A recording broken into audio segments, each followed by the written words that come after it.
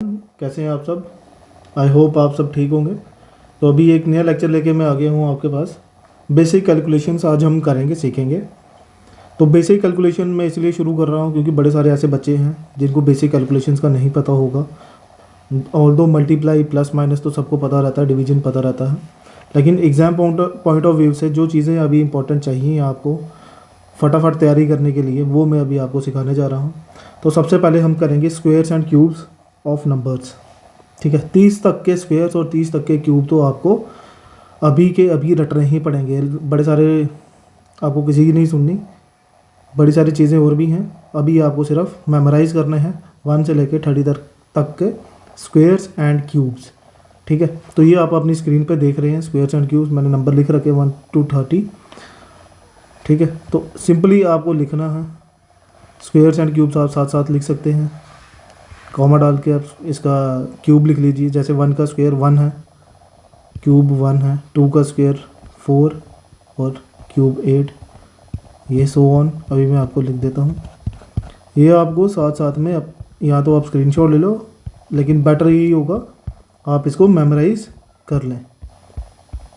लिखें, खुद निकालें और लिख लें। ठीक है, क्योंकि ये हर टॉपिक में आपको कैलकुलेशन में मदद करेंगे। और मोस्टली 30 तक के स्क्वेयर्स एंड क्यूब्स आपके लिए काफ़ी हैं इस एग्ज़ाम के लिए जो भी आने वाला है जेकेपी एसआई का।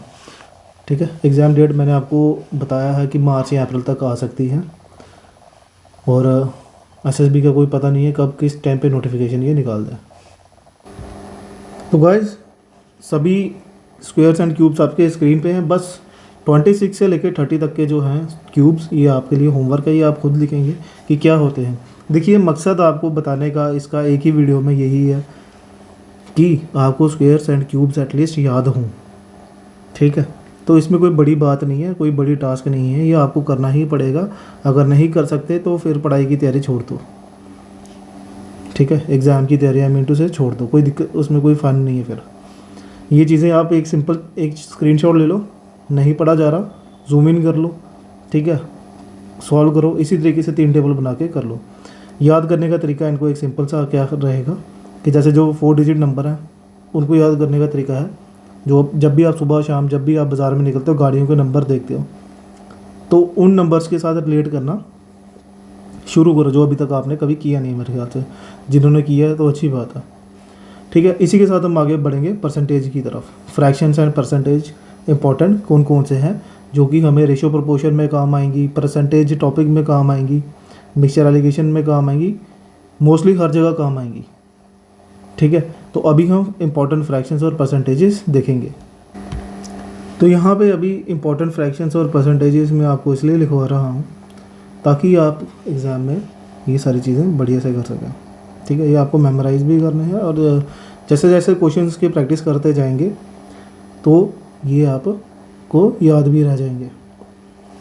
तो साथ में इसमें एक बात मैं और बताना चाह रहा था, स्क्वेयर्स एंड क्यूब्स की जैसे बात है तो ये भी आपके आगे क्वेश्चंस में जहाँ पे भी आपको कहीं वैल्यू दिखेगी, स्क्वायर रूट भी दिखेगा अगर, तो अगर आपको स्क्वायर ही पता होगा तो ही आप स्क्वायर रूट भी निकाल सकोगे। और अभी मैं बिल्कुल शॉर्ट में ये पढ़ा रहा हूँ, बिल्कुल इंपॉर्टेंट चीज़ें पढ़ा रहा हूँ from examination point of view.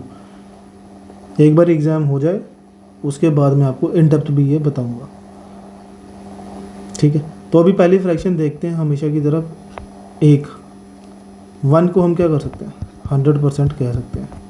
Colour change कर लेते हैं पेन का। 100% कह सकते हैं। 1/2 को क्या बोलते हैं, हाफ को क्या हम बोलते हैं, 50%। या अगर आपने उल्टा तरीके से लिखना है तो वैसे भी लिख सकते हो कि 100% इक्वल्स टू 1 हो गया। 50% को हम क्या कहते हैं, 1/2 कह सकते हैं। अभी मैं ये मान के चल रहा हूँ आपको फ्रैक्शन और परसेंटेज में कन्वर्ट करना आता है। फ्रैक्शन को परसेंटेज में बनाने के लिए इंटू 100 करते हैं हम। ठीक है, मैं लिख देता हूँ ये। फ्रैक्शन को परसेंटेज में करने के लिए f/100 इक्वल्स टू परसेंटेज। ठीक है, और अगर परसेंटेज को फ्रैक्शन में करना हो तो उसको डिवाइड बाई 100 करते हैं।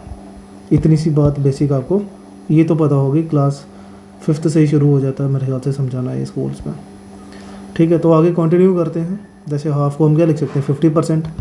1/3 को हम क्या लिख सकते हैं, 33 1/3%, या इसको हम 33.33% भी कहते हैं, ठीक है।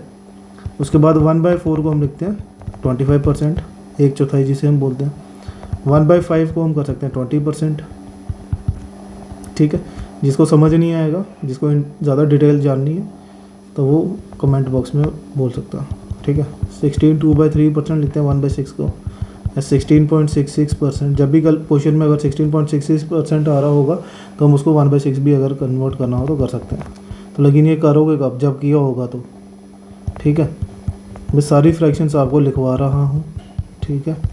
तो ये आप इसका खुद भी नोट डाउन करें तो वो ज़्यादा बेटर है, दिमाग में तभी बैठेगी।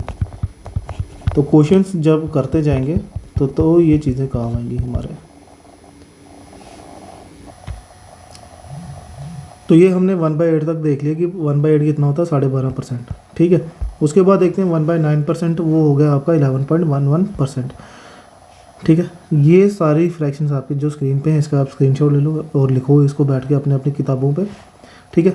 तो मेन चीज़ जो आपने इसमें देखनी है, एक 1/9 फ्रैक्शन मोस्टली यूज़ होती है एग्ज़ाम्स के क्वेश्चन में जो आती है, और दूसरी है 1/11, ठीक है। 1/4 भी होती है, 1/20 भी होती है। मेन ये दो रिलेटेड हैं। जैसे 1/9 क्या हो जाता है 11.11, ठीक है, और 1/11 क्या हो जाता है 9.09। ये थोड़ी सी इंटर रिलेटेड है, तो ये आप एक तरीके से याद रख सकते हैं, ठीक है। तो ये आगे कुछ फ्रैक्शंस आपके लिए, और साथ में कुछ और इम्पॉर्टेंट फ्रैक्शन, जैसे 3/8 37.5, 5/8 62.5 और 2/3 क्या हो गया 66.66%। तो अगर किसी को बिल्कुल समझ नहीं आ रहा कि ये निकालते कैसे हैं, याद कैसे करेंगे, देखो भाई याद तो होगा प्रैक्टिस से ही। इसका एक अगर आपने फ्रैक्शंस लिख के रखी होंगी और क्वेश्चंस में यूज़ कर रहे होगे तो ही प्रैक्टिस होगी, और इसकी मैं प्रैक्टिस आपको करवाऊंगा भी, ठीक है।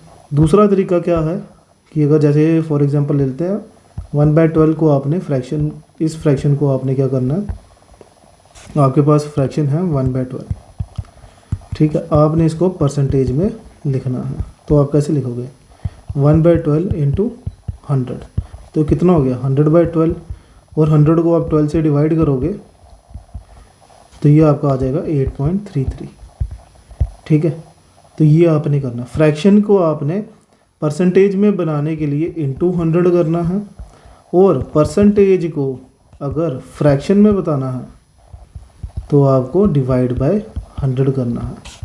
तो ये थी छोटी सी वीडियो जिसमें मैंने तो आपको बताया स्क्वेयर्स एंड क्यूब्स, ठीक है, ये आपको याद करने हैं। और दूसरा बताया कि आपको परसेंटेज और फ्रैक्शन जो इम्पोर्टेंट हर चैप्टर में ये यूज़ होंगी, और हर चैप्टर में ये नंबर्स भी यूज़ होते हैं। आप कोई भी टेस्ट ले लो, कुछ भी कर लो, उसमें ये सब बेसिक पार्ट है। अभी इसके साथ क्वेश्चंस आएंगे, ठीक है। नेक्स्ट वीडियो में क्वेश्चंस अपलोड करूँगा, क्वेश्चन हम सॉल्व करेंगे, और आई होप कि ये सब आप मेमोराइज़ करोगे, इसकी प्रैक्टिस कर लोगे, एटलीस्ट एक बार ही लिख लोगे अपनी अपनी नोटबुक्स में, अपने नोट्स बनाओगे, ठीक है। मैं भी अपनी तरफ से पूरी कोशिश करूँगा कि रेगुलर वीडियोज़ आपको मिलें। तो इस वीडियो में इतना ही। लाइक शेयर सब्सक्राइब जो आप करना चाहते हो कर सकते हो, एटलीस्ट वीडियो पूरी देख लो। Thank you.